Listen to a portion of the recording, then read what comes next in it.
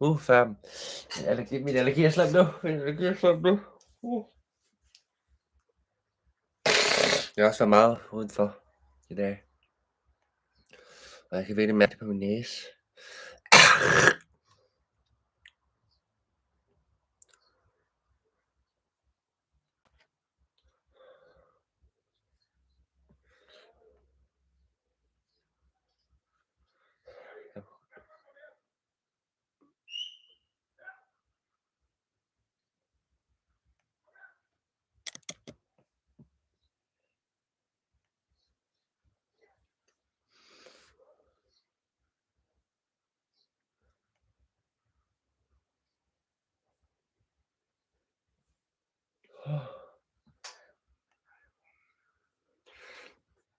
Prøv lige at holde lidt ud, fam. Prøv lige at holde lidt ud.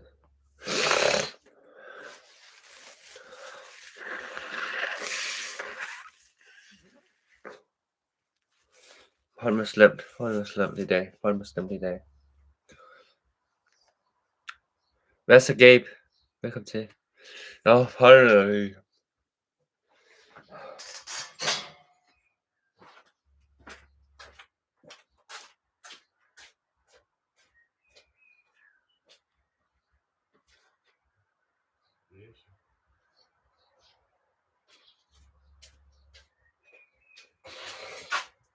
Du kan mærke det i går, det kom i går. Ja, nu kunne jeg har allergi, fam. Min allergi er slem nu. Fam til jeg tror ikke, jeg har allergi. Jeg har allergi. Så, fuck, den er slemt lige nu. Jeg lyser meget. Jeg ved, at jeg ikke klør, og jeg kan ikke gøre noget. Shit. Jeg skal noget drikke. Jeg glæder mig til i aften, det bliver lidt bedre. Det bliver mørkt.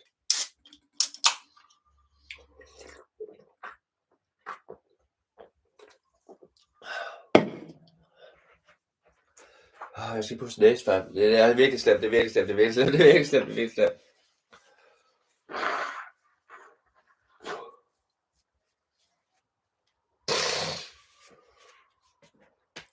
Fam, jeg er slet kun til at se, om allergi er slem. Eller kun til at se, om allergi er slem. Hvad siger I så?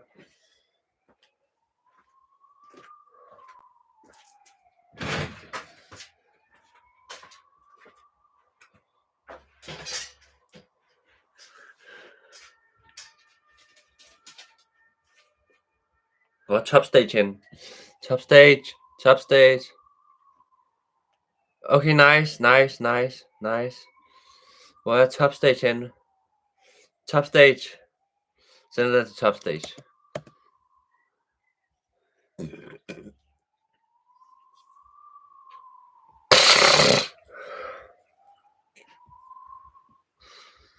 Og Marty.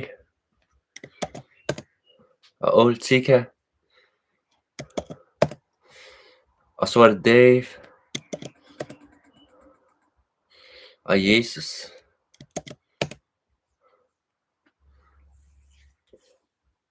Cool.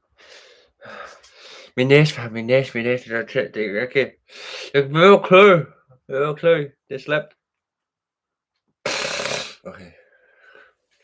Så nu.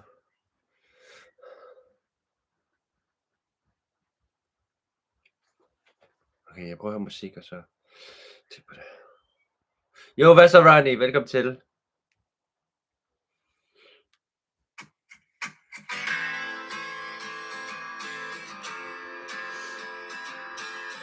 Det tror jeg. Har du lige kanalen igen?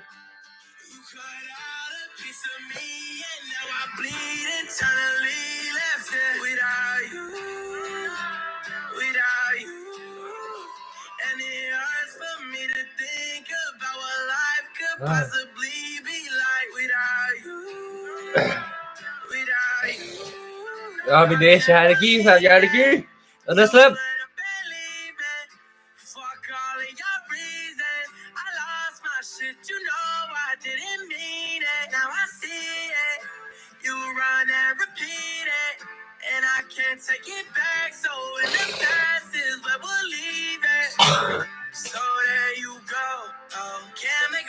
Okay, jeg prøver igen.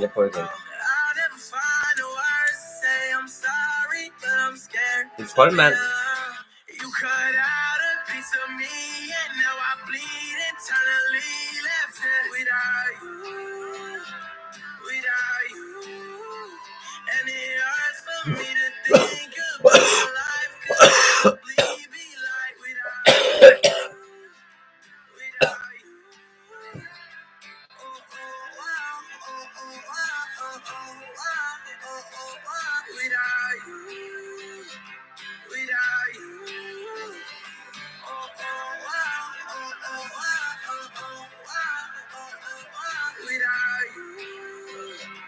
Without you, it's gonna be hard here on my own. Even harder to let you go. I really wish that we could've got this right. So here I go. Oh, can't make a wife out of a hoe. Oh, I'll never find the words to say I'm sorry, but I'm scared to be alone. You cut out a piece of me, and now I bleed internally. Left it without you. Without you, and it hurts for me to think about what life could possibly be like without you, without you.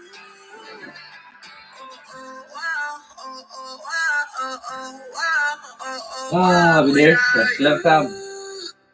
Without you.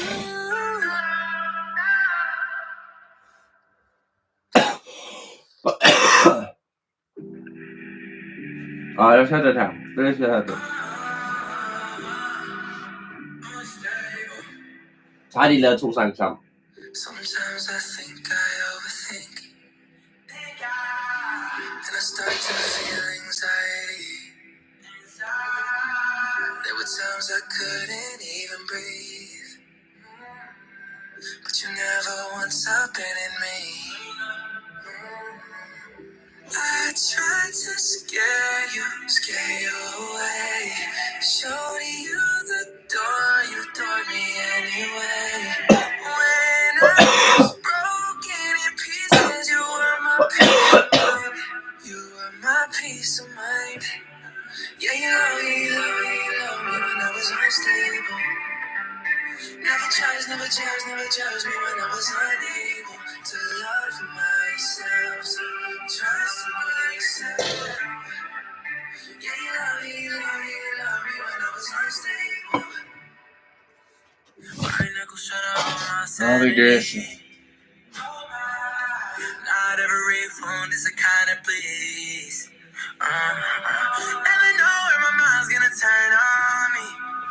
But you're the one I call for security. These memories have been toxic. I tried to wean and get off it. Do everything, you've been my rock. I think you're the only thing I didn't get wrong. I was the God was listening. Every night when I was praying, for an angel watching over me. All I need Viders. tried to scare Jag tror jag kan med. Lite.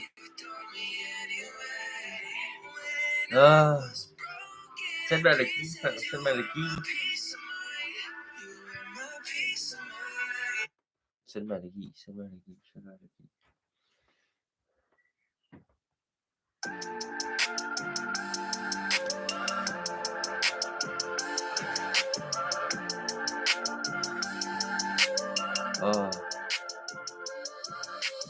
When you come around me, treat me like you miss me, even though you've been with me. When you come around me, do me like you miss me, even though you've been with me. Digging the way you feel on my skin. Viders. Got influence on me, can't comprehend. Oh no, next thing you're on top of me. Okay with this, I call that a win-win. So when you come around me, treat me like you miss me, even though you've been with me. When you come around me, do me like you miss me, even though you've been with me. Let's not miss out on each other. Let's get it in expeditiously.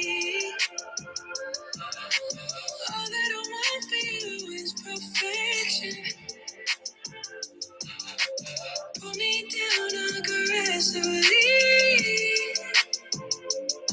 Who taught you how to drop stick? You a fool with it, love the way you fool with it. And the way you motion in my lap, love the way you move with it.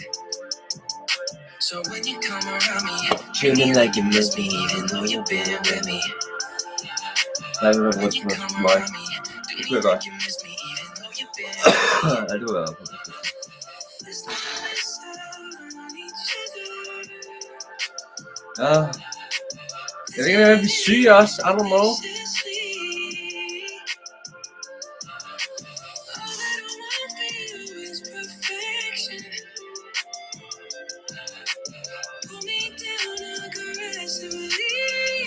Jeg tror ikke, jeg streamer noget Champions League. Jeg tror, jeg skal se det. Men det er bare se det. Og se god fodbold.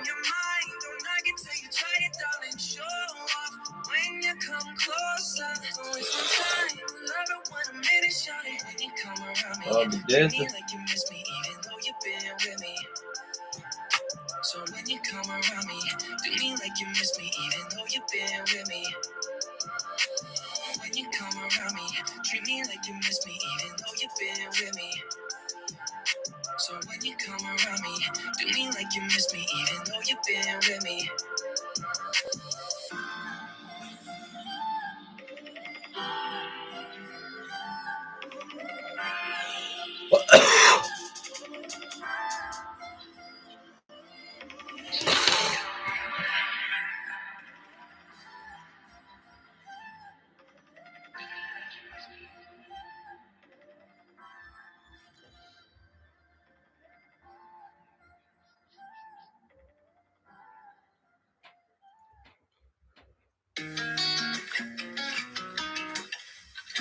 Ja, det er fint.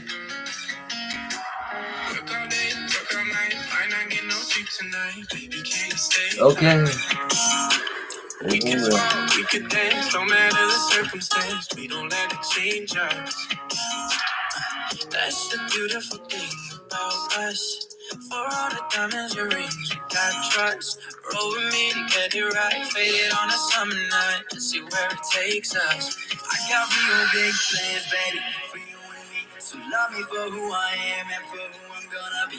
Ain't got everything you want, but got everything you need. So take a chance on me. I got real big plans, baby. So love me for who I am and for who I'm gonna be. Næste. Og Everything you need. So take a chance on me. I got real big plans. Hold up, baby. I got real big jeg er så plans. forfærdelig ud i dag. Hold up, baby. Know you're tired, know you're down, know you wanna leave this town, baby. Give me 1 year. Yeah. Det går jeg hjemme. Det går jeg udenfor. Haha. Wait and see where I take it from here. That's the beautiful thing about you. I know that you do the same in my shoes. Never switch, never stop. I can see us at the top. Girl, I know we go there. I got real big plans, baby, for you and me. So love me for who I am and for who I'm gonna be. Ain't got everything you want, but got everything you need. So take a chance on me. I got real big plans, baby, for you and me. So love me for who I am and for who I'm gonna be. Ain't got everything you want, but got everything you need. So take a chance on me. I got real big plans. That's right. Hold up, baby. I got real big plans. Hold up, baby. Take a chance on, come on. Just take a chance on, come on. Take a chance on me. I got real big plans, baby. Love me for who I am and for who I'm gonna be. Ain't got everything you want, but got everything you need. So take a chance on me. I got real big plans. Hold up, baby. I got real big plans. Tak for det. Hold up, baby. I got real big plans.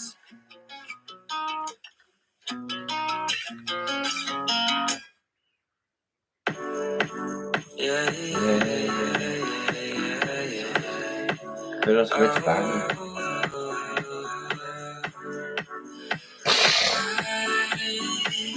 Kom med to. Another Tuesday, and we sleeping till when it's too late. 'Cause summer is whatever you say, so I don't mind at all, at all.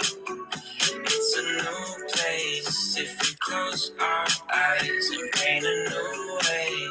'Cause somewhere is wherever you say, so summer turns to fall.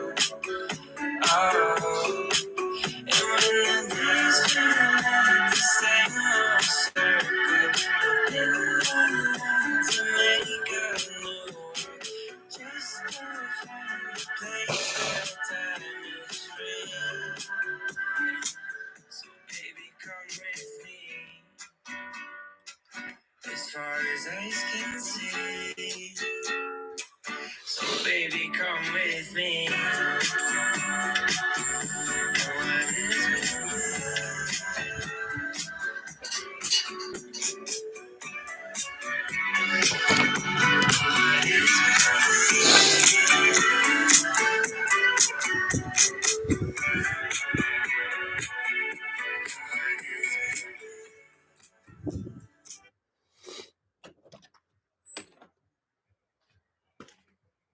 Jeg trykker indenfor. Jeg kan ikke rigtig sgu. Der var meget pollen derude.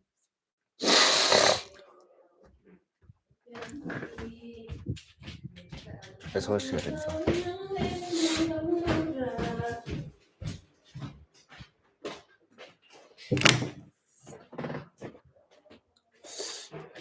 I kan være her.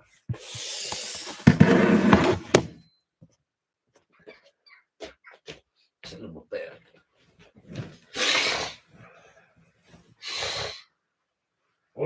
Det.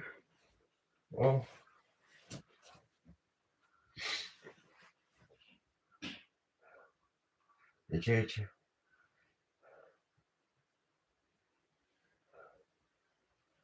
Jeg ved ikke, om topstage kommer.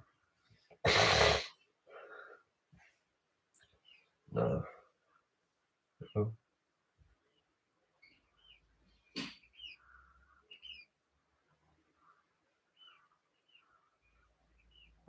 Solårsmagten. Nice.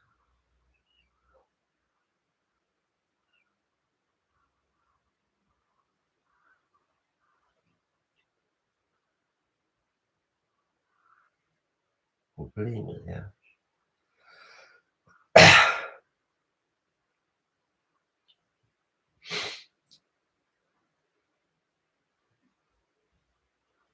Nå, jeg kan ikke kontrolle.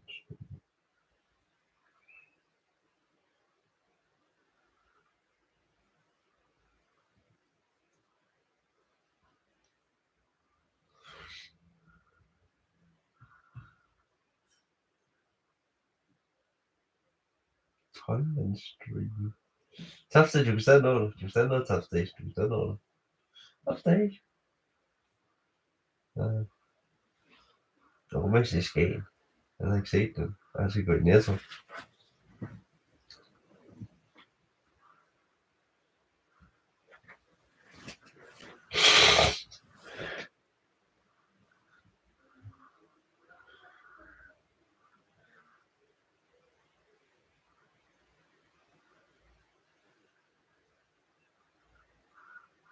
Altså, vi er tættere på, eller hvad?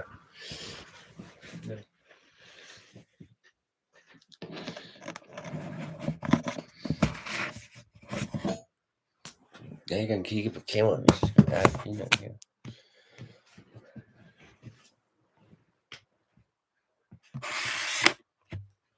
Just.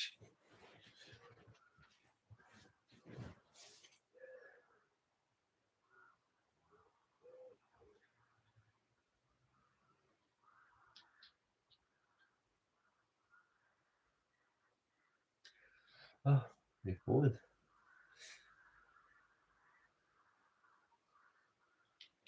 Jeg skal ikke have briller på mig. Du må tjekke streamhister her. Nu kan jeg sikkert finde noget YouTube.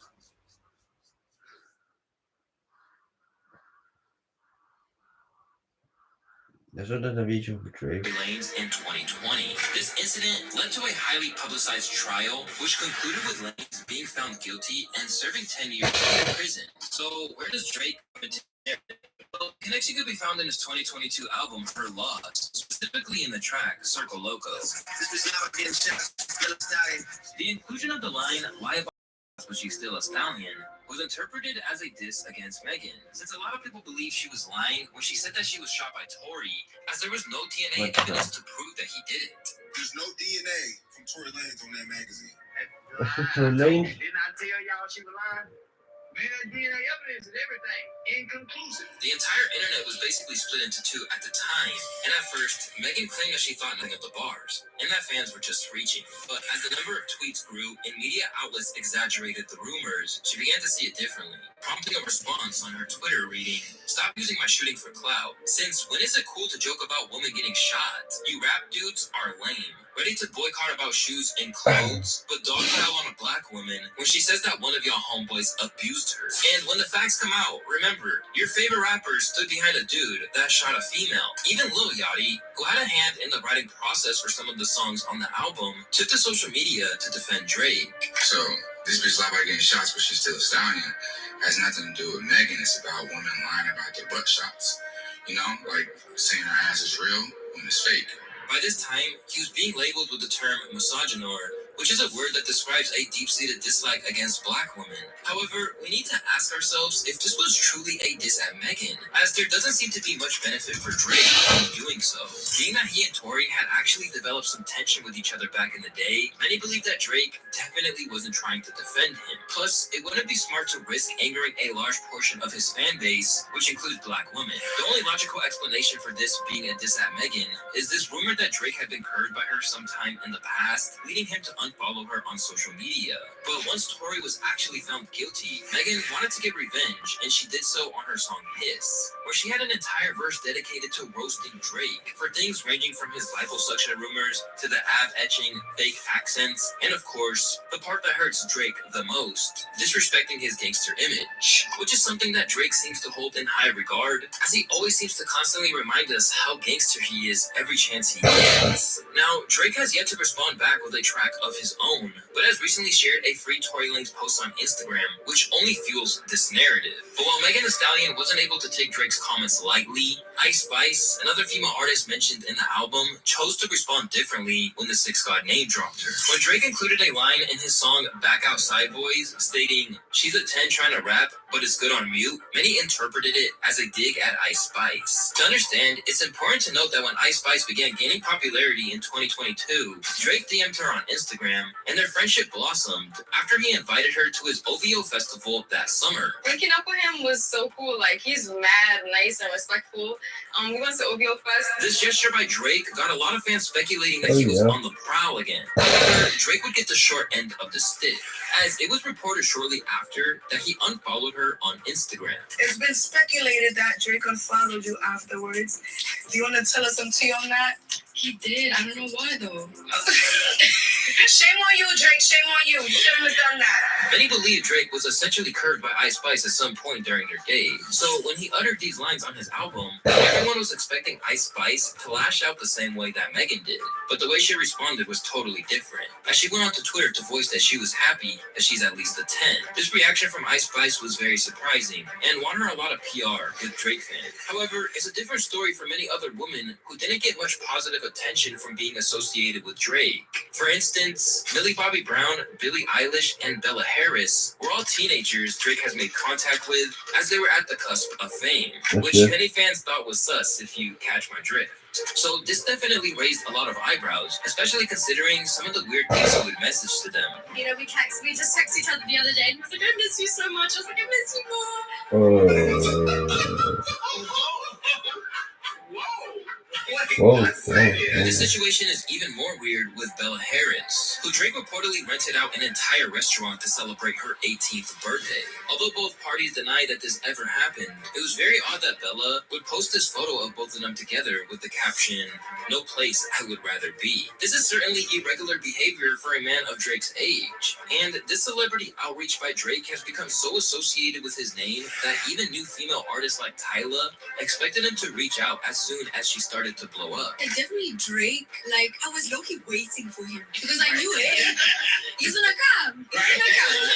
So I was waiting for that follow, and hey, he was there. So he followed you on Instagram? Yeah. Really don't. Now, no one really knows what Drake's intentions are when he reaches out to these women, but we've never had an incident where any of these young celebrities complain about Drake's character. In fact, we've had the complete opposite. I love him. I met him in Australia, and he's honestly so fantastic and a great friend and a great role model. Drake is like the nicest dude I've ever spoken to. I mean, I've only like texted him, but he's so nice. Ice Spice herself even went out of her way to clear up her relationship with Drake. We talk all the time, and like I'll ask him, what should I do with this, or like how'd you go about this, or like did you ever experience that, and he'll tell me like, Oh, I shit. did this, and like you should Why did you pensar la de Drake, though? and I'll be like, you're right. Like I feel like he gives great mental energy. yeah, no, he really does. It's like coach vibes. And she also did address the misunderstanding with the lyrics. We spoke about it. He said that was not about me. However, the case with tennis legend Serena Williams unfolded differently. But before we get into that, I need to tell you guys about our sponsor, private internet access. Now, we all know someone who's been hacked or had their personal data leaked, and even Drake himself was sadly a victim of this earlier this year. However, if he had this VPN called private internet access, that probably wouldn't have ever happened. For those who don't know, a VPN is a virtual private network. It's a powerful tool designed to enhance internet privacy and security. So why would you need one of these? Well, if you like gaming, watching shows on Netflix or Hulu, or simply value your privacy and security, then you need a VPN. At its core, a VPN creates a secure and encrypted connection over a less secure network, such as the internet. And one of its primary uses is to protect your personal information from hackers, especially when using public Wi-Fi networks, which are often not secure. A VPN can also really come in handy if you happen to be watching a specific Netflix show that's not available in your country. With a vast, luckily for you, you guys can get 83% off by going to www.p. I want to thank Private Internet Access. When Drake began appearing at all her tennis matches, he also began hinting that they were in a relationship with tweets like this, as well as mentioning her in a few of his songs, kissing her in public, and even got into a beef with fellow rapper Common, who was her ex-boyfriend at the time, leading to one of the most savage disses of that era, with Drake's verse on Rick Ross's song Stay Schemin'. Eventually, Serena and Drake went their separate ways, with Serena choosing to instead settle down with Reddit co-founder Alexis Ohanian instead. Although, it didn't seem like that breakup was mutual, since Drake would say some lines in a freestyle implying that she wasn't into him anymore. He then made it clear in his song Middle of the Ocean, where he boldly claimed that Serena's husband was a groupie. Sidebar, Serena, your husband a groupie. This line immediately got people talking, with the general consensus being that Drake is wrong for going after a married woman. But Alexis responded in the classiest way possible. The reason I stay winning is because I'm relentless about being the absolute best at whatever I do, including being the best groupie for my wife and daughter. And of course, the internet gathered to cook Drake once again. I'm gonna need a husband like Alexis Ohanian. Stay bitter and mad, Drake. Drake literally just jealous because he wants your wife and he can't have her. And we have to remember, this is not just a married woman, but a married woman with kids. Although, when it comes to kids, nothing quite compares to the relationship he had with the mother of his child, Sophie Berceau. Drake and Sophie Berceau's relationship may have been brief, yet it has eternally bound them through their son, Adonis. The duo, with Berceau transitioning from an adult star to an artist, was first seen together in January of 2017, following Drake's breakup with Jennifer Lopez. By May, Berceau was claiming to be pregnant with Drake's baby, a claim initially denied by a representative for Drizzy. However, in May of 2018, the entire world was shocked when a rapper by the name of Pusha T exposed Drake's hidden son in his track Story of Adidon. A baby's involved, it's deeper than rap. We talking character, let me keep with the facts. You are hiding a child, let that boy come home. Pusha also claimed that Drake intended to reveal his son's existence through an Adidas press run, a move that many considered to be somewhat underhanded. After tons of backlash, angry fans, and deadbeat dad claims, Drake opened up about his child on the song Emotionless from his album Scorpion. Look at the way we live. I wasn't hiding my kid from the world, I was hiding the world from my kid. Then, on the song March 14th, he talked about Sophie, saying that they only met twice and that he basically slipped up. Despite this, Drake and Michelle have embraced co-parenting, frequently sharing the joy Adonis brings into their lives on their social media platforms. But what happens when Drake befriends a kid primarily to get closer to his mom? Well, it doesn't always lead to a happy ending either, as seen in the situation with Johanna Leia. In 2021, Drake and Johanna Leia, the mother of basketball prodigy Amari Bailey, were in a relationship for a few months, with their relationship becoming public knowledge in July of that year. During this time, Drake took on a mentoring role for Bailey, who was gearing up to play basketball for UCLA in 2022. At one point, he even gifted Amari with an iced-out chain of the owl from his OVO logo, but it was clear that Drake had ulterior motives, as not long after, he was frequently spotted with Amari's mom, Johanna. Their outings ranged from sitting together courtside at basketball games to more exclusive engagements, such as the time they went viral for having a private dinner at the Dodger Stadium. However, by March of 2022, Leia mentioned in an interview that she was already single and exploring her option. Is the certified lover boy still in the mix? So that's done.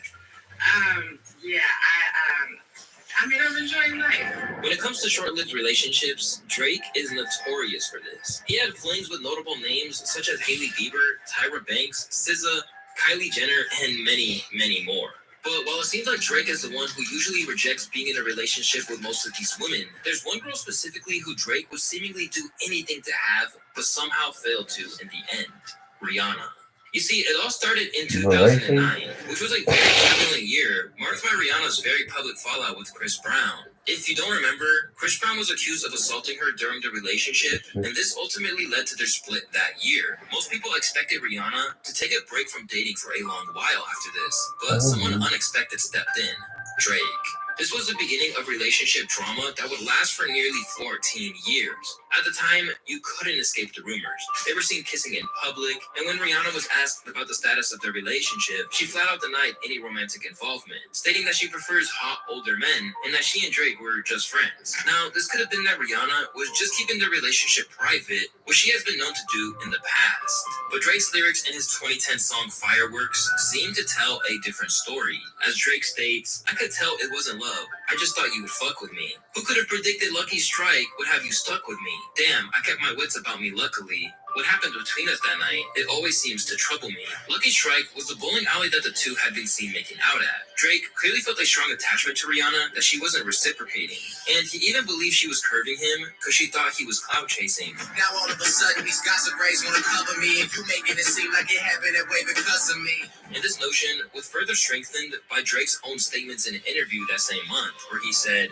"I was a pawn. You know what she was doing to me? She was doing exactly what I've done to so many women throughout my life, which was show them quality time, then disappear." I was like, wow, this feels terrible. But only a year later, he would also admit to the fact that he was deeply hurt by Rihanna, which led him to make the song. However, they would still go on to collaborate on Drake. like What's My Name and Take Care in 2011, which seemingly brought them closer and closer every time they performed it. At this point, everyone truly believed that they were an item, even though there was no confirmation, so much so that he even got into a bar brawl over her with Chris Brown. And he was clearly bothered by the topic every time he was asked about it in an interview. Don't ask me shit about that man when I come up there. You know what I mean? Like, and leave that man alone. You know, stop preying on his insecurities, man. Because you know his insecurities are the fact that I make better music than him, that I'm more popping than him, and that at one point in life, you know what I'm saying, the woman that he loves fell into my lap. I did what a real nigga would do, and treated her with respect. From this point onwards, their relationship was pretty complicated to say the least. From Drake saying that they had their moment in 2013. We had our moment, and you know, I mean, always support and have love for her, and yeah. To them being caught on yet another date in 2014. Even after their iconic collaboration in 2016 on Rihanna's song Work, Rihanna would go on to Ellen saying that she was still single. I'm single right now, and I just think that I just have so much on my plate that I can't even find the time to entertain a steady relationship or anything serious or even a text. But it very much appeared that she had a thing going on with Drake that she didn't want the world to know about at all. Especially after this happened at the VMAs in August of 2016. She's someone I've been in love with since I was 22 years old. She's one of my best friends in the world.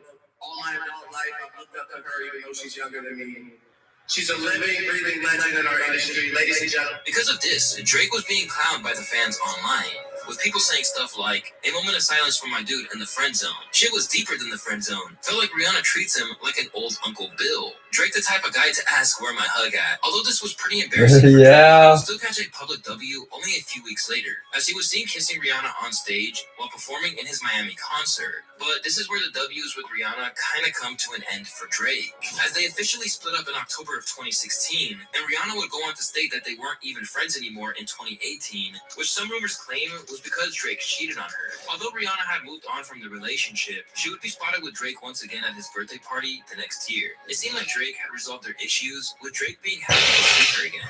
And when Rihanna broke up with her new partner in 2020, Drake couldn't wait to get the ball rolling on their relationship once again. Unfortunately for Drake, A$AP Rocky would eventually come into the picture, completely ruining any chance Drake had of rebuilding a relationship with Rihanna and opening the gates for him to get clowned by everyone once again. Fast forward to 2023, and Drake was utterly sick of everyone telling him how bad he fumbled Rihanna, and he vented his frustration out on his album For All the Dogs with the track Fear of Heights, when he disses Rihanna saying, "Intersex was average with you, anti cause I had it with you, and I had these bad bitches day in TV." The word anti is in reference to Rihanna's last album, Anti, as he implies that sex with Rihanna was mid, which is kind of weird to say about a woman you spent 14 years of your life chasing after. And he would even drag A$AP Rocky into the mix, saying, "Damn man, he's still with you, he can't leave. Y'all go on vacation, I bet it's anti." Antilles is a popular location in Rihanna's home country, Barbados, and he hits Rocky again with "I ain't Pretty Flacco, bitch, this shit get really rocky" on the song Another Late Night, with Pretty Flacco being a reference to A$AP Rocky's nickname. But at this point, it's pretty safe to say that Drake still has Rihanna on his mind to this day, highlighted by people's comments on his music such as, "Damn, Riri hurt him bad." And it's so funny how 1 minute dudes be sprung singing love songs and then they get burned. And then all of a sudden the pussy was whack. LMAO. These days, Drake is clearly still salty he wasn't able to secure his relationship with Rihanna. I mean, just look at what he does when his collab with Rihanna comes up during one of his concerts. I don't see this song anymore. You can sing it.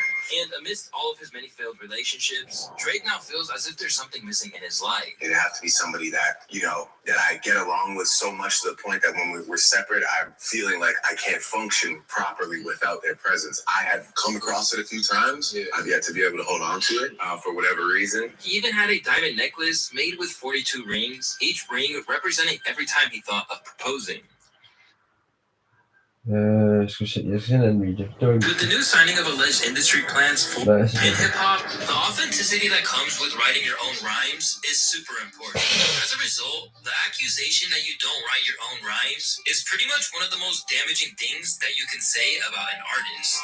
Sometimes, it's even been enough to literally end careers, while for others, such as those we'll be discussing today, it's put a massive asterisk to their name forever. My name is Luesta, and today, we're going to be talking about rappers who survived ghostwriting scandals. When you mention a rapper who's had their legacy questioned after it was revealed that someone else wrote some of their bars, then the Sixth God is probably one of the first people you think of. Ever since it was revealed that he had some help from time to time on his work, people have looked at him a little sideways. In fact, there are some rappers who feel that his use of a ghostwriter prevented him from ever being in the conversation when it comes to being labeled as one of the goats of hip-hop. Do you think that ghostwriting thing knocked Drake out of the lyricist, top list? It has to. It's only fair. Before I had that, I was like, okay, Drake, Kendrick, Cole, they in the battle for it. Once he got a writer, you know what I'm saying? He's not in the battle with Cole and Kendrick in my eyes. No.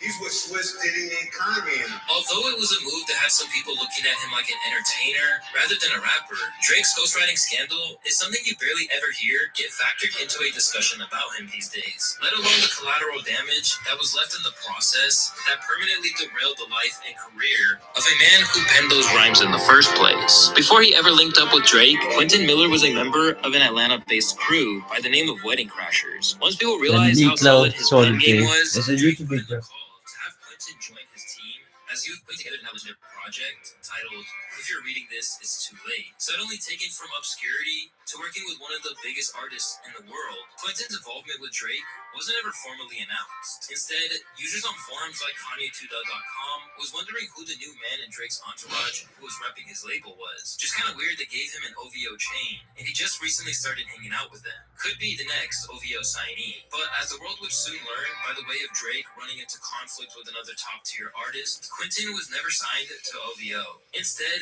that chain wouldn't even count as a consolation prize for all the chaos that was about to invade his life.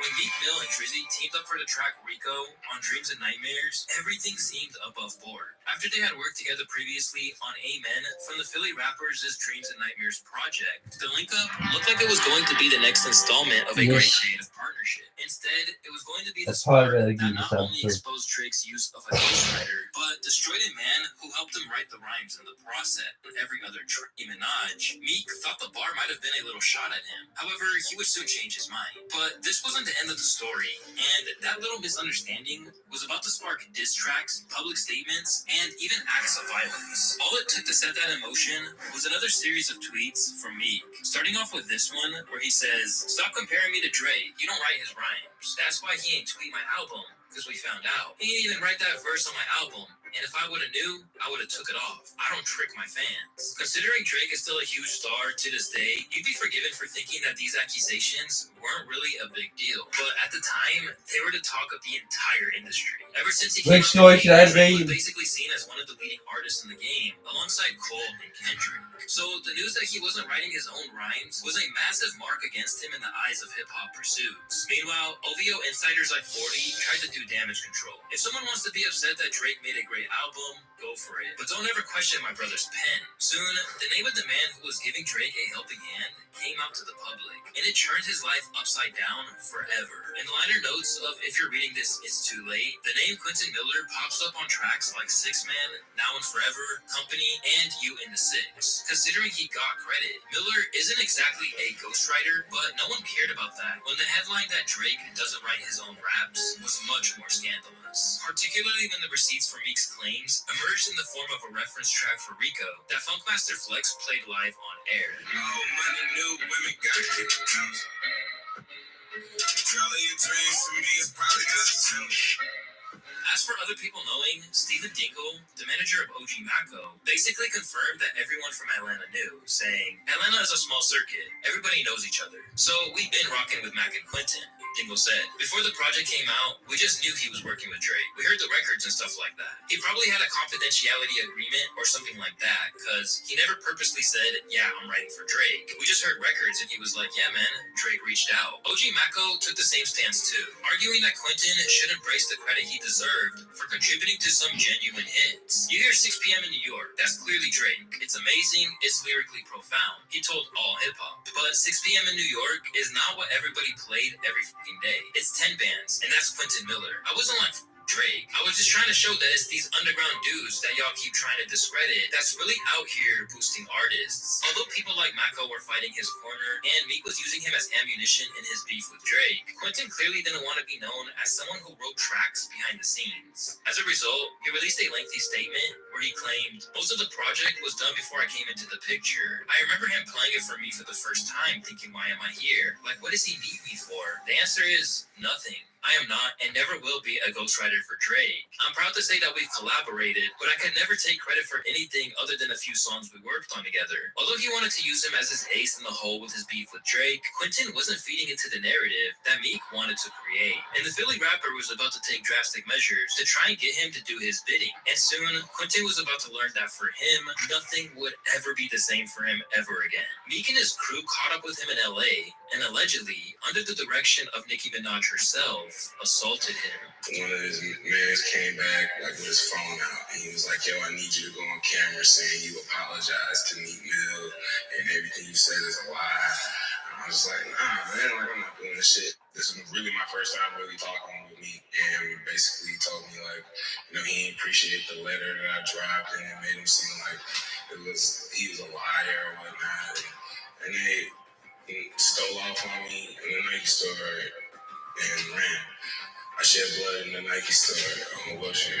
From that point on, there was no more OVO Quentin Miller. Rather than being the new signee that the world thought they reunited on Going Bad for Meek's 2018 project called Championships. Anybody that knows me knows that my strongest talent is writing. That is my strongest talent. But understandably, Quentin feels a little bitter over how much damage his career and reputation took, only for them to patch it all up without ever making amends with him.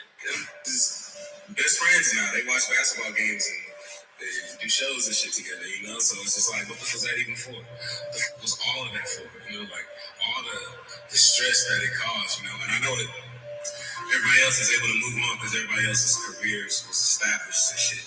But my career wasn't established. It's just crazy how the best moment of my life, you know, after a tweet turned into like one of the most stressful moments of my life. Left struggling to rebuild, Quentin has kept trying to clear his name and let people know that he isn't a ghostwriter. But that's all the mainstream ever sees him as.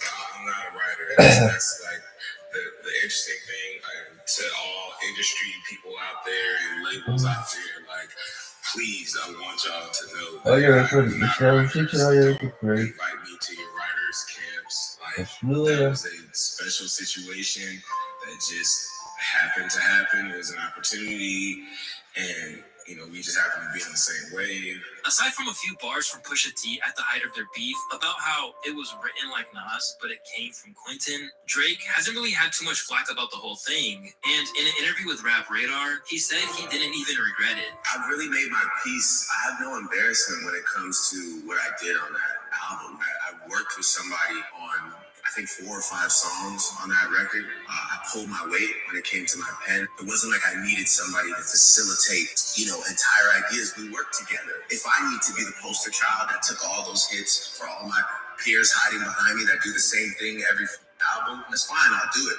you know, because there's a lot of people that link up with other people and make records that you guys love. But while he's made his peace with it, the same can't really be said for Quentin, and even all these years later, it seems like neither Drake or Meek will acknowledge the damage they did to Miller's life. And considering that Drake is still the biggest artist in the world, and was even revealed to have done some ghostwriting himself, for artists ranging from The Weeknd to Kanye West, it's pretty clear he got off light compared to Miller. But another superstar who hasn't been completely able to escape the consequences of pretending she wrote her own bars, or not giving her co-writers the credit they deserve, is Cardi B. First bursting onto the streets Top stage, basta top stage. Is dat een YouTube video? Precies gezien hebben. Ja, Sony commentaar. Et j'ai dit, moi, je parle pas, il doit me présenter ses excuses parce qu'il m'a manqué le respect. J'espère moeilijk. Ouvertement, à plusieurs reprises, et je n'accepte pas ça. Moi, si vous ne me respectez pas, je ne vous respecte pas. C'est comme ça, la loi.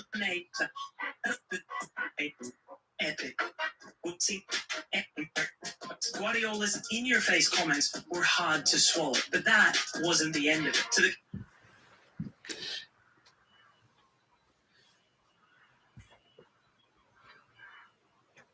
Yes, your Coca-Cola. Cameroon International's absolute distaste had quickly followed up on his initial comment, and it concerned Etso more than... I'm sorry, I'm a bit arrogant. We have a top manager.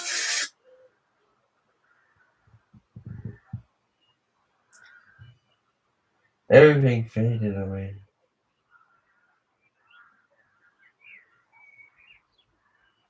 Kendrick Lamar. Musicians hebben een retje spies.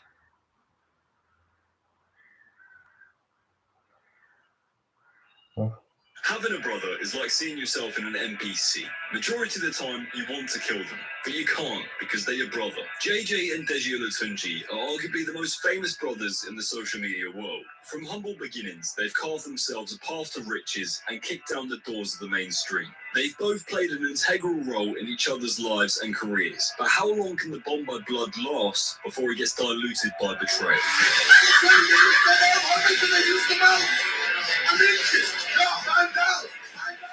This is the story of JJ and Deji. JJ and Deji are the sons of Jide and Yinka Olatunji, and they were born and raised in Watford, London. Growing up, both JJ and Deji attended the private school Berkhamsted School for Boys. During JJ's time at school, he would meet friend and longtime collaborator Simon Minter, aka Mini Minter. On the 24th of July 2009, JJ launched a YouTube channel titled KSI OGWT, where he would upload gaming commentary videos that would mostly center around FIFA, all recorded from his bedroom at his parents' house. He would go on to drop out of sixth form college once he started earning a steady income in order to pursue YouTube full-time. He decided to drop out after having a conversation with one of his teachers and finding out that he made more than them on a monthly basis through YouTube than they did through teaching. His parents initially disapproved of him dropping out of college, but later became incredibly supportive and even regularly featured in videos, most notably the iconic Q&A videos. On the 27th of August 2011, Deji created his first channel, titled The Angel's Kid, uploading random content which would later become his second channel. On the 1st of December of the same year, he then launched his main channel, Comedy Shorts Gamer. Deji early on was inspired by his brother's content creation and also uploaded FIFA gaming videos. In 2012, JJ and Deji started filming videos more regularly together on JJ's main and second channel. During this time spent with his brother, Deji discovered that YouTube is also what he wants to pursue, dropping out of school to do YouTube full time. JJ incorporated Deji into videos for someone to bounce off and acted as the comic relief. For Deji, this time spent recording videos with his brother was a special and fun time, and making both of them money, so what's not to love? If you weren't around during this period, it's easy to underestimate how influential KSI and Deji were during this period. KSI was arguably the first person in the UK to have a genuine, deep cultural influence on an entire demographic of young people. You couldn't go 5 seconds at school without hearing a reference to one of their videos. During 2012, JJ started to switch up his content, mixing in his gaming videos with his vlog-style content, which resulted in him hitting 1 million subscribers. Between 2012 and 2014, the videos with Deji would slowly become less and less frequent. While Deji was finding success on his own platforms, often recording videos of his parents and various girlfriends, JJ's career began to explode and provide him with new opportunities, most notably forming the Sidemen and eventually moving out of his family home to the Sidemen house in 2014. On the 3rd of August 2017, KSI made a series of tweets announcing his disengagement with the Sidemen, and then 3 days later uploaded a video to his channel titled I'm Leaving the Sidemen, stating that the reason for leaving the Sidemen was mainly because of Ethan, and then followed by inserting clips of himself in the booth dissing the Sidemen. Now, this was a period in YouTube history that saw every creator start to make diss tracks. Why is that, you may ask? Well, because it creates drama and drama creates views. Speaking of clout chasing, make sure to follow me on all of my socials @FatMema and subscribe for weekly videos. They're going to be coming in thick and fast, so watch yourself. Over the next few months, all out war between the Sidemen via the diss tracks. But I'm not going to divulge into that too much because, well, it would just take too long, and this is a video about KSI and Deji. However, the diss tracks do play an important part to this story. On the 5th of August 2017, 2 days after KSI made his video about leaving the Sidemen, Deji jokingly announced that he wanted to join the Sidemen. Mini Minter called him out on Twitter, stating that they don't want him and that he should join Team 10 instead. The Twitter thread continued between them both, mainly disputing about JJ and how the Sidemen were on, quote, life support. On the 11th of August 2017, Deji uploaded a video titled Sidemen Diss Track, targeting all of the Sidemen despite only having beef with Simon on Twitter. The same day, the remaining Sidemen members reacted to the video, which then resulted in Simon uploading a diss track in response to Deji the following day, in a track titled KSI's Little Brother, Deji Diss Track. This then resulted in Deji uploading a reaction video to the response a day later. You can begin to see how this plays out. Rinse and repeat. You say something, they respond. They say something, I respond, blah blah blah. We get it. If only it was that easy to make money off of arguments in real life. Your girlfriend's nagging you, just make a diss track and watch the money roll in. On the 20th of August, Deji uploaded a diss track solely directed to Mini Minter, titled I'm Grateful. The track accused Simon of recreational drug use, which he denied in his reaction video. Simon claimed it to have false